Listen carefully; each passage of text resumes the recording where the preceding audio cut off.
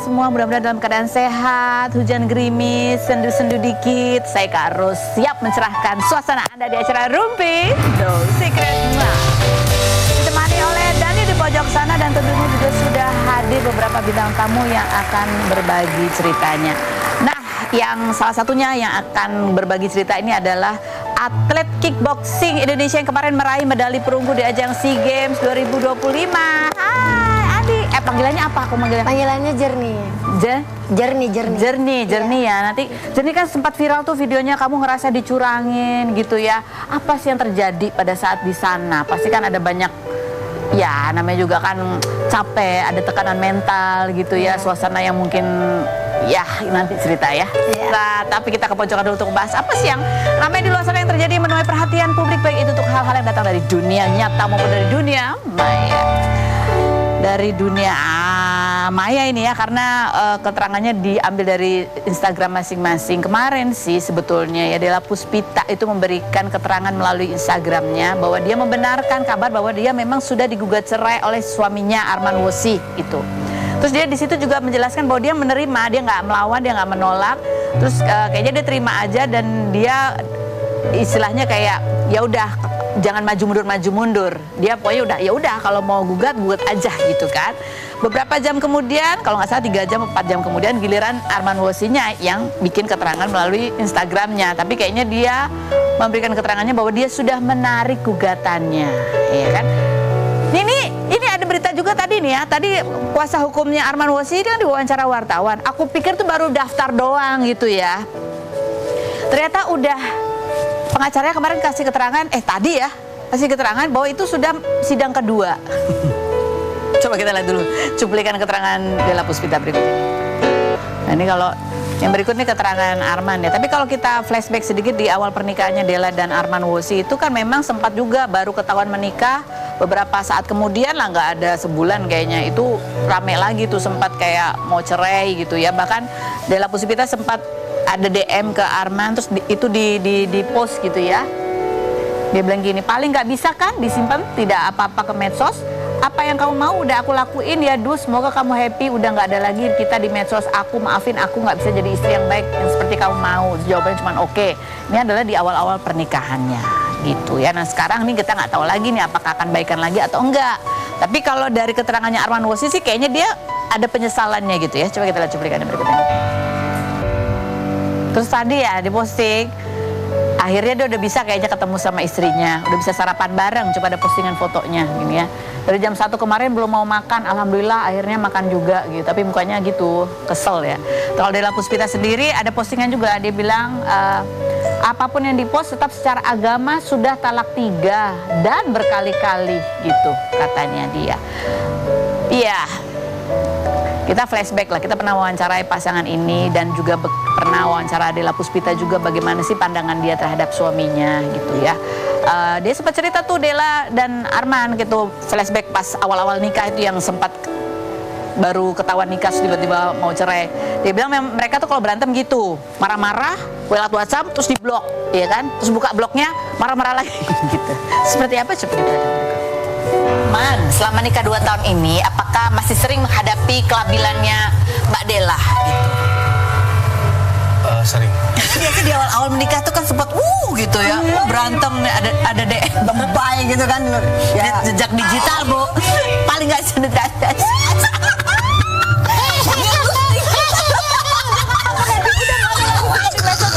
Maafin aku pamit. Gimana akhirnya kalian menyelesaikan pertengkaran yang udah sempat bocor alus ini? Nggak tahu ya Mbak. Pokoknya selalu kayak gitu aja. Jadi tapi akhirnya baik lagi gitu ya. Karena sama-sama saling butuh. Itu kalau berantem preman Tanah Abangnya takut. Itu kalau lagi romantis Romeo Juliet aja minder. Ini berantemnya naik level ya. Abis marah-marah ngeblok. Kalau ini oh iya, kapan gugat cerainya? Iya yang awal itu kan, itu tadi aku udah ceritain. Ini kayak sekarang naik levelnya gitu ya, gugat. Abis itu tarik gugatan. Mungkin kalau udah tarik gugatan bisa bayar denda bisa, tapi luka yang sudah tertoreh itu belum tentu bisa ditarik. Celah. Coba kita lihat komentar netizen. Bunyinya adalah, Mbak Della, anak-anak udah pada besar, ikutin anak aja Mbak, tinggal nunggu cucu aja di masa tua kita, nggak usah nikah lagi Mbak, mending sama anak-anak aja, katanya gitu. Di like sama Della. Iya, oh di like sama Della. Ya kalau ada yang cocok kenapa enggak? Yang berikut. Kenapa Mbak? Aku suka loh kontennya couple kocak kalian. Padahal iya loh ya. Padahal kan kocak gitu sebenarnya. Yang berikut ada lagi.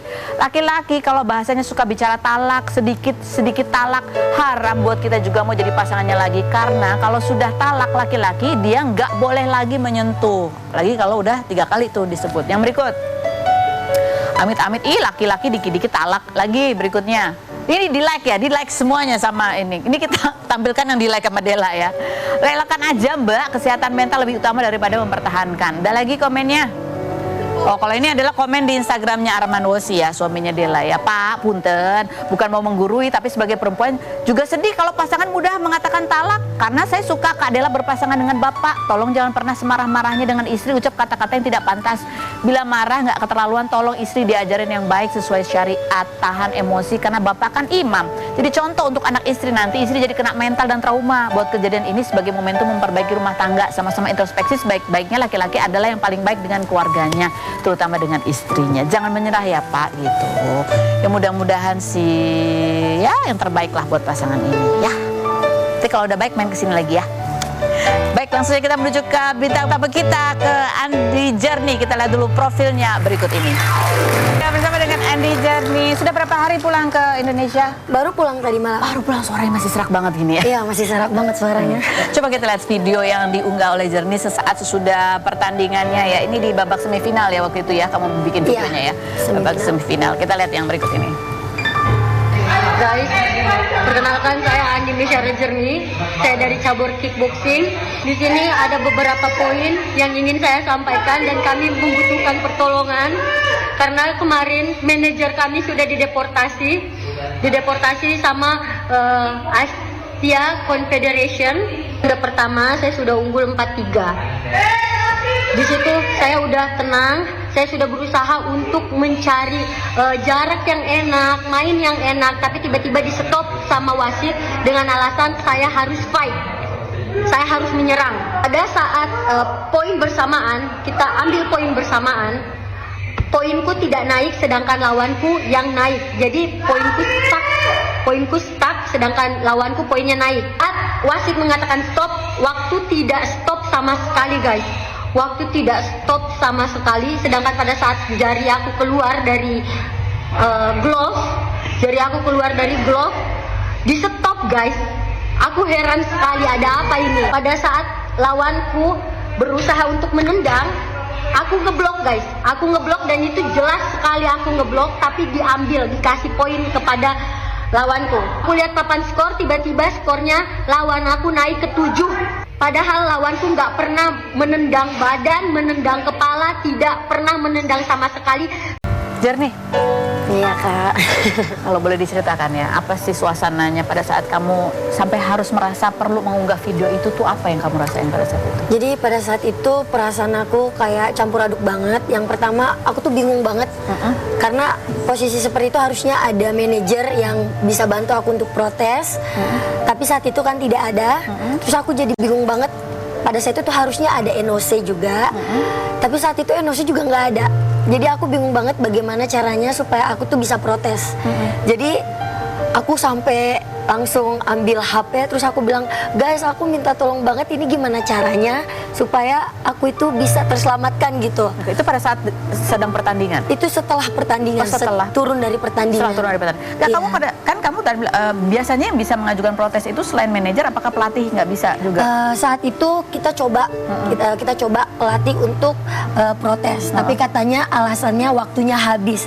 Jadi kayak memang seperti ada sesuatu yang disengaja gitu, kok pada saat pelatih mau coba protes gak bisa gitu.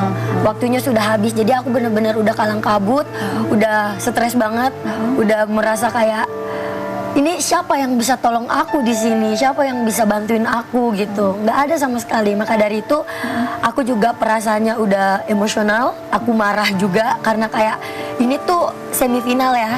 adalah momen krusial di mana kita bisa masuk ke final gitu kan. Peluang dapat medali emas. Peluang dapat medali emas, tapi kenapa nggak ada yang bantu gitu. Makanya aku langsung, nih guys, kalian lihat sekarang realitanya tuh kayak gini. Di cabur kickboxing itu nggak ada yang mendampingi. Oke.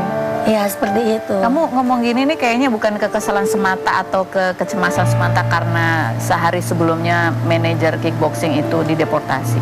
Di belakang-belakangnya pasti ada keresahan-keresahan, perjuangan-perjuangan menuju ke SEA Games ini pasti banyak tantangannya buat kamu. Banyak banget, benar-benar banyak banget.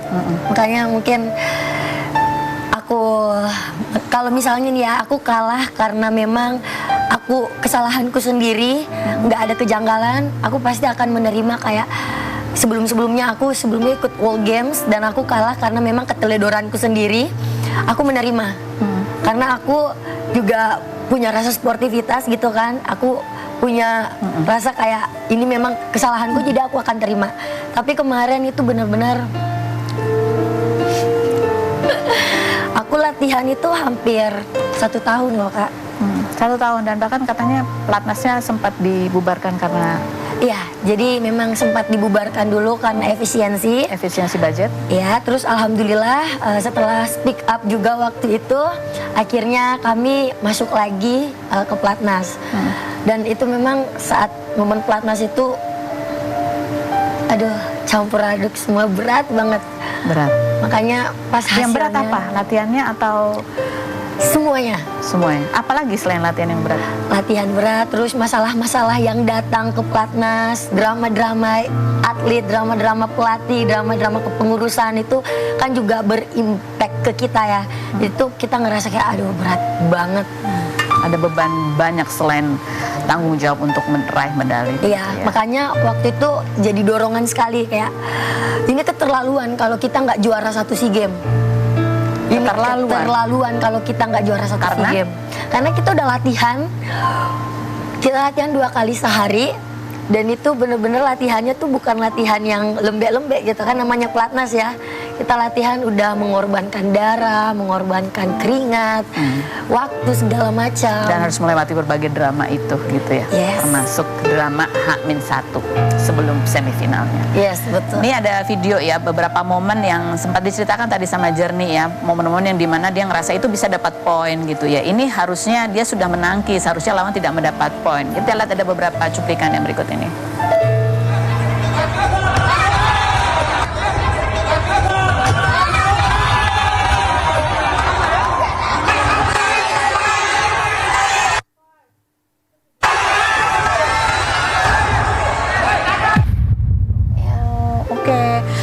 Bilang sempat bahwa ya di awal karena kamu udah posisi 4-3 jadi kamu ngatur gitu ya, supaya apa istilahnya ngatur jarak. Ya, sebenarnya 4-3 itu aku juga bingung 3 ini dia dari mana. Oh gitu. Soalnya pas dia datang kan pukulan aku yang duluan nyampe. Tapi kenapa dia cuma ngedorong dan terakhir baru pukul diambil juga. Makanya saya bingung loh, kok tiba-tiba poin gitu. Terus yang kamu bilang akhirnya itu apakah jadi pertimbangan kamu sehingga kamu menjaga ritme? Ya, akhirnya itu menjadi game plan aku, strategi aku untuk menjaga jarak dengan dia karena dia tipikal yang suka dorong kan. Nah makanya aku main ke kanan, main ke kiri, defense ya kalau bahasanya. Aku di posisi defense, aku lagi berusaha menjaga poin aku untuk dia nggak masuk ke aku gitu. Posisi defense itu kalau ya aku mau nanya nih secara teknis ya, kalau dari kickboxing itu boleh defense atau itu jadi mengurangi poin kamu karena boleh. Dalam aturan peraturan yang selama ini saya ketahui ya, kita boleh ke kanan, boleh ke kiri, dan itu tidak ada, setahu saya ya, itu tidak ada aturan kayak selama 15 detik kamu main keliling-keliling itu mengurangi poin gitu. Nggak ada. Oh nggak ada ya. Jadi sebenarnya diperbolehkan. Diperbolehkan. Gitu. Baik. Nah ini setelah videonya viral, kemudian ada lagi kamu mengunggah video permintaan maaf karena sudah membuat informasi yang menimbulkan kegaduhan. Kita lihat cuplikannya berikut ini. Hello, this is Andi Misyara Jernih from Point Fighting 50 kg. I want to say sorry to Asian Kickboxing Confederation about my video yesterday, and I want to say thank you to Mr. Nasiri and Mr. Inchun to trust me, and I want to say I'm so sorry and thank you because I'm so emotional yesterday. Thank you. Dan ada banyak komentar netizen ya, tapi yang menarik juga kamu ada tulisannya, kamu di caption kamu menulis begini ya, guys, aku harap kalian paham kenapa aku jelaskan. Please ikuti insting kalian. Tapi sebetulnya ya sesudah ya pertandingan kemarin berlalu gitu, apa sih yang sebenarnya kamu ingin sampaikan dan kamu harapkan ada perubahan gitu? Aku harapkan itu semoga nggak ada terjadi kecurangan lagi. Satu kecurangan. Karena pada saat itu ada temen aku yang masuk final juga. Jadi kami berharap semoga ini tidak terulang lagi. Dan semoga pihak NOC ada hari itu untuk NOC, ya untuk mendampingi kita. NOC itu dari tim Indonesia maksudnya? National Olympic Committee. Oh, komite. Jadi ini apa sih kayak pengawas? Iya, pengawasnya. Ya aku berharapnya tuh beliau ada di situ. Makanya kenapa aku unggah ini supaya tidak terjadi hal yang serupa di final nanti. Kayak gitu. Gitu. Dan menjadi kesadaran buat orang-orang gitu loh Kak, supaya nggak ada lagi lah kecurangan-kecurangan sportif gitu. Nah, ini perkara kemarin kan sempat ada kabar bahwa manajer tim kickboxing itu kan sempat dideportasi kan, karena memang ada masalah secara administratifnya, juga dia kedapatan datang mau nganter makanan katanya di pelatnas di hotel tempat kalian menginap. Pada saat itu kamu melihat kejadiannya kan? Jujur kami dari pihak atlet itu kita nggak tahu kalau misalnya ternyata manajer kita itu didatengin polisi. Kami tuh baru taunya pada saat manajer kami udah pulang. Di hari apa? Di hari Seminggu atau di hari? Sehari sebelum pertandingan dimulai. Jadi sehari sebelum pertandingan dimulai itu manajer kami ternyata sudah dipulangkan tanpa kami tahu. Pelatih kami yang kasih tahu katanya manajer kita itu dikepung polisi. Itu membuat kamu ngerasa apa sih sebagai atlet? Kami sebagai atlet jujur satu tim shock juga Kak. Kok bisa? Kok bisa? Emang salahnya di mana? Gitu, selain shock apa lagi yang dirasakan? Ya kami merasa khawatir gitu karena kedepannya kan kita namanya kejuaraan seperti ini kan kita menghindari kayak yang tadi yang saya rasakan itu. Nasibnya gimana nih? Ya, siapa yang akan mewakili? Kalau misalnya ada yang dicurangin, siapa yang protes nanti? Kita udah mikir itu ke depannya. Itu mempengaruhi konsentrasi pada saat bertanding nggak? Mempengaruhi konsentrasi, psikis semuanya. Apalagi ibu manajer itu udah sangat baik banget sama kita, bener-bener nge-treat kita itu bener kayak udah kayak anak sendiri, di happy-happyin, segala hal yang kita minta selalu dikasih, nggak pernah dipelitin. Jadi itu ya suasana kebatinan pada saat itu. Iya betul, satu tim kami bener-bener langsung ngedrop hari itu. Ini membuat kamu patah semangat untuk terus menjadi atlet kickboxing nggak? Enggak dong. Ya? Saya tetap masih ada niat. Oh ya, aku pengen ngelurusin yang soal video permintaan maaf itu. Ya kan, pasti semua masyarakat Indonesia tahu ya kalau misalnya saya udah pakai bahasa Inggris, klarifikasinya artinya apa. Karena kalau saya tidak melakukan itu, saya dilarang naik ke podium. Saya dilarang naik ke podium. Semangat terus, terima kasih sudah membanggakan Indonesia dengan medali perunggu kamu. Sama-sama Kak. Apapun medalinya, perjuangan kamu itu mengharumkan nama bangsa dan membanggakan kita semua. Aduh, jadi terharu. Kasih tepuk tangan pemirsa.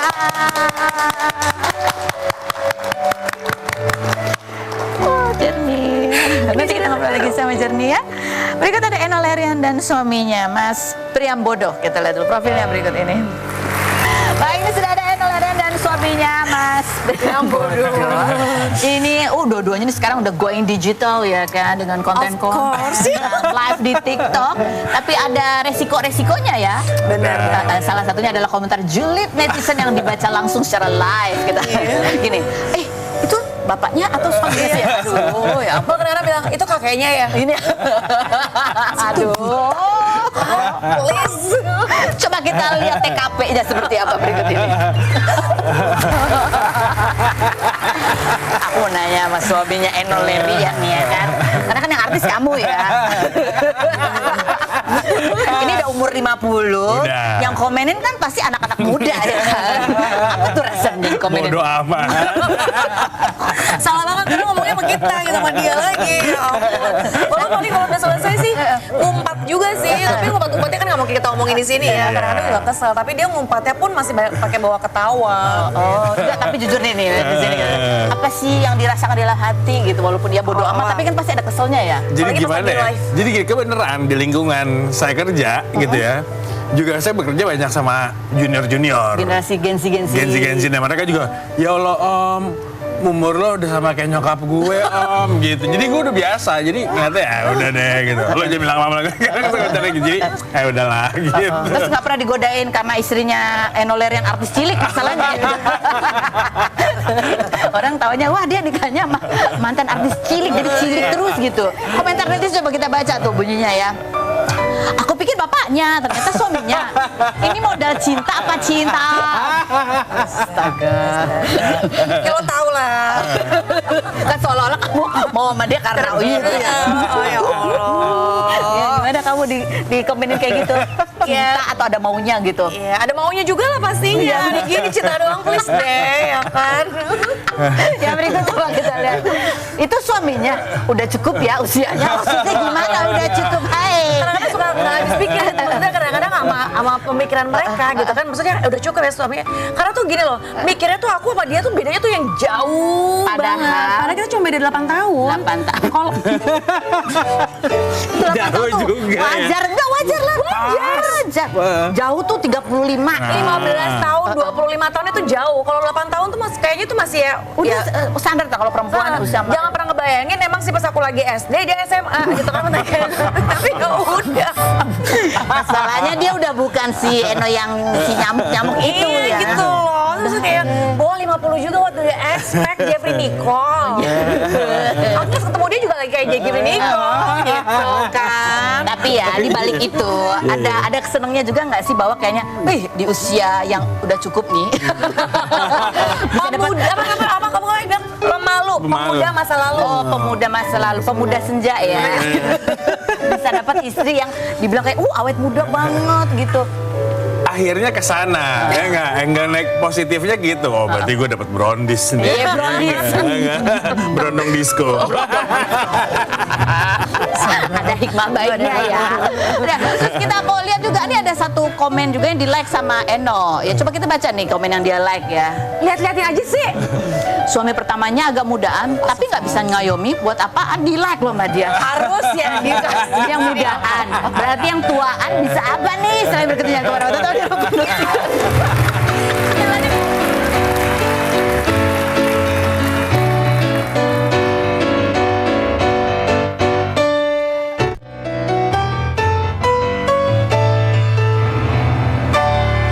sama Eno Lerian dan Mas Priambodo. Oke, gimana tadi? Kan ada tuh yang komen netizen kamu like ya. Semuanya aku like, yang menurut aku tuh maksudnya gini loh. Semuanya Jadi nggak aku like, enak ya? kenapa komen yang di sini gue gak enak asli. Nggak, maksudnya aku tuh gini loh. Nggak ada jaminan juga kan, mau muda mau tua sebenarnya untuk urusan tanggung jawab itu nggak ada jaminan, gitu kan. Ada yang bilang katanya kalau misalnya tua udah mateng, nggak juga, nyatanya gue punya anak 5, yang paling gede dia. jadi anak sulung gitu kan. Iya. Mau umurnya beda 8 tahun kadang-kadang ada kayak kelakuannya kayak anak-anak juga, nggak bisa diatur kayak anak-anak juga. Yang ada penting saatnya kayak adalah gitu. Tanggung jawab. Terus yang paling penting menurut aku tuh adalah mengisi kekurangan yang aku punya, intinya itu. Terus dia bertanggung jawab, sayang banget sama anak-anak, jadi role modelnya anak-anak. Itu kayaknya lebih dari cukup ya, sehat walafiat sampai sekarang. Makanya tadi aku bilang, aku tuh senang lihat akhirnya kumisnya tumbuh, ada ubannya. Karena kan emang aku kenal sama dia udah 14 tahun yang lalu. Berarti kan umurnya masih 30-an kan, masih Belum ada yang lagi uban ya? segar, belum ada uban gitu kan.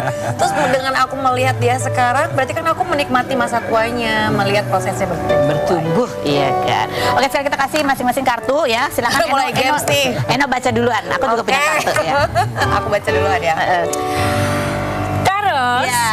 ini pertanyaan buat kamu. Selama menjadi janda, Iya.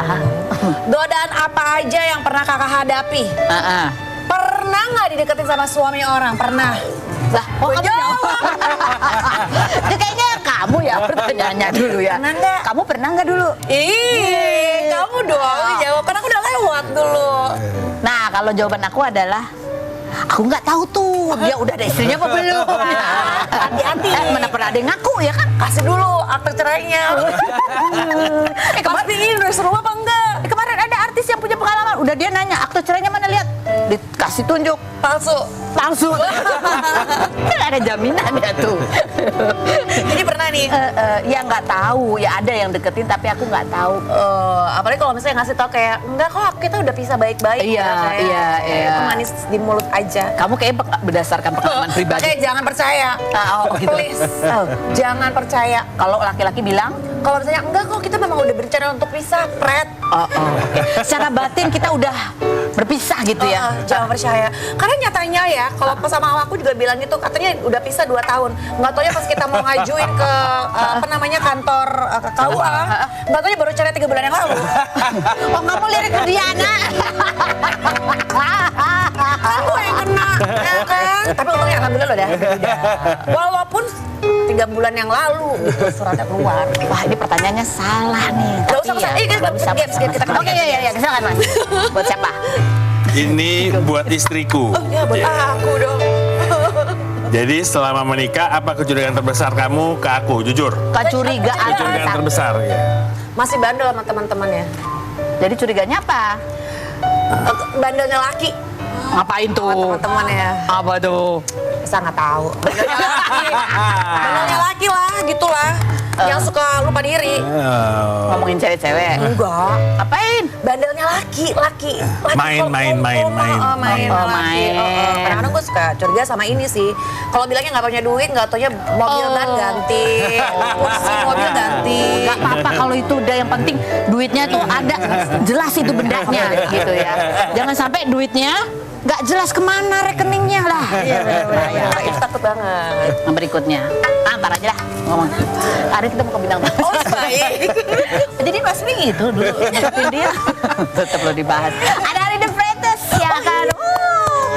Dia akan berbagi ceritanya. Kemana aja sih sejak tahun 2018 itu tiba-tiba aku nggak tahu kabarnya gitu ya. Apa yang terjadi? Mas Ari tuh sempat cerita bahwa dia mengalami hal di mana dia tuh merasa dia tidak terlihat oleh orang-orang di sekitarnya. Betulkah? Kita lihat dulu profilnya berikut ini. Ini menghibur banget loh itu ya, Lenong Rumpi ya. Apa sih yang terjadi dengan seorang Ari The Freitas? Betulkah ada momen di mana kamu tuh ngerasa kayak kamu ada di sebelah orang nggak bisa ngeliat kamu? Iya, Iya betul. benar-benar kayak gitu. Sadarnya gimana? Ya sadarnya ini aja, maksudnya di ruangan itu, di meja itu kok sama sekali nggak ada yang negur aku gitu kan. Maksudnya, loh ini orang-orang pada ngelihat gue apa enggak sih? Jangan-jangan gue invisible. Kayak di film Lenong Rumpi ada kan juga invisible gitu, gara-gara minum racun. Terus kamu nggak nyolek? Gitu. Enggak, aku diem aja.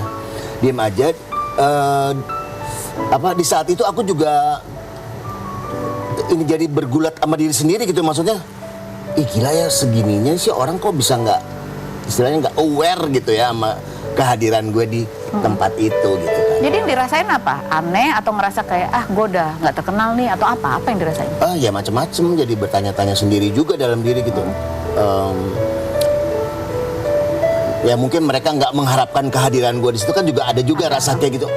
Wah, jangan-jangan gue udah nggak disukai. Iya, nggak disukai, nggak diharapkan, nggak direken kalau bahasa Betawinya istilahnya gitu kan. Ya udah, aku akhirnya ini aja bergulat sama pikiran sih, waduh kenapa ya gitu. Siapa salah satu yang sempat duduk? Ada yang terkenal? Aduh, aku nggak sebut. Banyak yang terkenal di situ. Udah dikonfirmasi nggak sekarang? Sebenarnya mereka itu ngelihat atau nggak? Selain berikut ini aja kemana-mana. Tetap di Rumpi No Secret.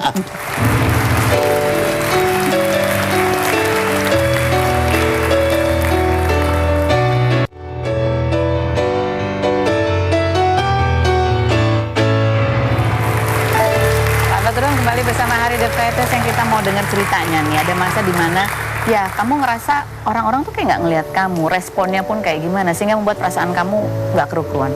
Secara fisik yang kamu rasain sendiri apa? Selain secara fisik sih nggak ada yang berubah atau aneh gitu ya. Tapi secara apa nih? perasaan? Secara perasaan, secara ritme hidup juga tuh kayaknya gue agak berubah nih. Apa misalnya? Misalnya gue agak males kerja, gitu, males terima kerjaan. Padahal kerjaan ada ini, ya di calling ada, kayak kan callingan ada. Jadi bawaannya pengen ngapain aja? Pengen pengen santai aja, nggak ngapa-ngapain gitu kan. Istilahnya menghabiskan waktu dengan hal-hal yang santai lah, misalnya apalah gitu, misalnya jalan-jalan, naik motor atau naik gitu-gitu loh. Jadi itu berubah dari hari The Flattest yang dulu. Iya dong, aku tuh kan yang ibaratnya ritme kerjanya tuh teratur banget dari dulu dengan Banyak yang punya kegiatan. kantor dan sebagainya, punya kafe kan, aku punya dulu di 2000-an gitu kan, aku punya kafe namanya Boim Cafe. Nah sebenarnya itu semua juga berujung dari si Boim Cafe itu juga tadinya. Jadi aku tiba-tiba pada suatu sore gitu aku pulang dari Boim Cafe, itu aku kenalan sama seseorang yang dia ngakunya mungkin ya boleh dibilang apa ya, fans atau apa ya, penggemar apa gimana. Ya udah aku Sambut aja lah. halo. sambut aja gitu. Ya kan kadang-kadang ini kan dipuja-puji, kadang-kadang suka agak ini juga kan, aduh Mas Ari makin ini. Oh yeah. Iya. gitu. Iyalah. Ternyata gue diajak ke sebuah ke rumahnya dia yang gue bisa stay di situ sampai keesokan harinya gitu loh. Dan berkenalan dengan orang-orang yang juga secara apa ya, secara look nih, ini orang bentuknya agak aneh ya gitu loh. Beda circle gitu maksudnya. Beda banget. Dan tempat itu di dekat kuburan. Gitu. Jadi gue tuh sempat betah di situ akhirnya. Oke. Gitu. Jadi gue stay di situ, di telepon atau apa gue coba, iya ada lagi di luar kota, gue gitu-gitu aja.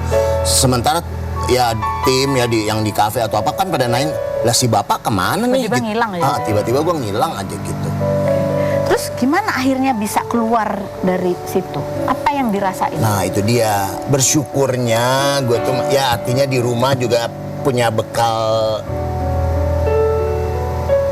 iman lah ya. Ya kan di situ pas gini, setidak sadarnya gue tetap ada sisa kesadaran sedikit yang gue tetap tersisa gitu. Gue aduh ini kayaknya nggak bener deh, itu tetap gue pikirin it's not right nih kayaknya ya. Ya udah oke gue ngadu ke siapa? Ya siapa lagi yang bisa menolong kita, yang bisa mengeluarkan kita dari kesulitan yang serumit apapun. Ya gue berdoa aja, terus berdoa. Tapi juga sementara seperti tidak ada jawaban juga dari doa. Tapi gue terus karena gue yakin bahwa ini mungkin istilahnya satu fase yang memang gue mesti lewatin untuk istilahnya menguji sebenarnya gue seperti apa. Artinya bener atau lu sebenarnya juga nggak bener gitu kan.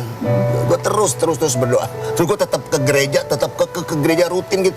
Yang di gereja tuh gue ini di teman-teman satu sektor ya, satu jemaat tuh juga. Ini dia kayaknya pernah, ngerti gak? Dari looknya aja gue ternyata udah agak different gitu loh. Jadi orang nggak kenalin. Gitu. Kayak itu seperti bukan gue lah gitu istilahnya kan. Kayak gitu. Tapi gue terus bergumul Tuhan, ini memang mungkin sesuatu yang harus saya jalani, harus saya lalui. Tuhan tolong saya lepas dari ini, dari ikatan ini. Tolong Tuhan, aku gitu aja. Sekarang apa yang dirasain? Sekarang syukur alhamdulillah, puji Tuhan, aku sih sekarang ngerasa Lebih apa? Lebih well, dan sebetulnya nggak mau sombong ya, aku justru sekarang seperti keriset lagi ke zaman aku. Oh wow. Ngerti gak? bener ya kan, tapi nggak mau sombong ngomong gitu ntar somse lu. Nggak bukan sombong. Gua ngerti, itu yang gue rasain. Gue sekarang lebih semangat lagi gitu, ngerti gak? Dan gue seperti Terlahir kembali. Mungkin itu ya, gue nggak mau ngomong gitu sih ya, tapi kayaknya Ada semangat baru. gue kayak reborn gitu loh. Reborn. Kasih tepuk tangan buat Mas Hari The Flattest.